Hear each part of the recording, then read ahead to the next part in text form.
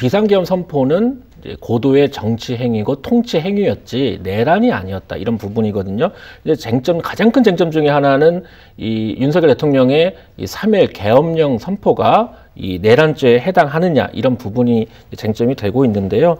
현재 윤석열 대통령은 이 김홍일 전 방통위원장을 중심으로 해서 변호인단을 현재 물색하고 있는 것으로 현재 알려지고 있습니다. 그러면서 이제 그 이재명 민주당 대표의 사법 리스크까지 고려를 해서 최대한 헌법재판소의 이 탄핵 심판을 좀 늦추려는, 좀 연장하려는 이런 좀 전략도 좀 펼칠 것으로 좀 보이는데요. 크게 이제 헌법재판소의 이 절차적 위법성에 관련한 이제 논쟁도 가능합니다. 앞서 말한 것처럼 형사소송과 동시에 진행하는 것이 적법하냐 이런 부분도 있고요.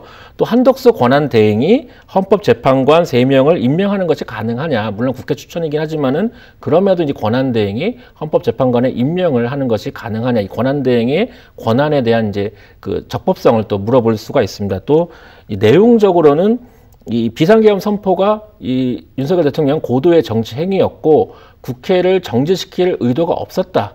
이런 부분을 반박을 할 것 같은데요. 이 부분에 대한 실체적 진실에 대해서도 공방전을 계속 벌이면서 실제로 헌법재판소의 탄핵 심판이 진행되면 윤석열 대통령 입장에서는 생방송을 요구할 수가 있어요.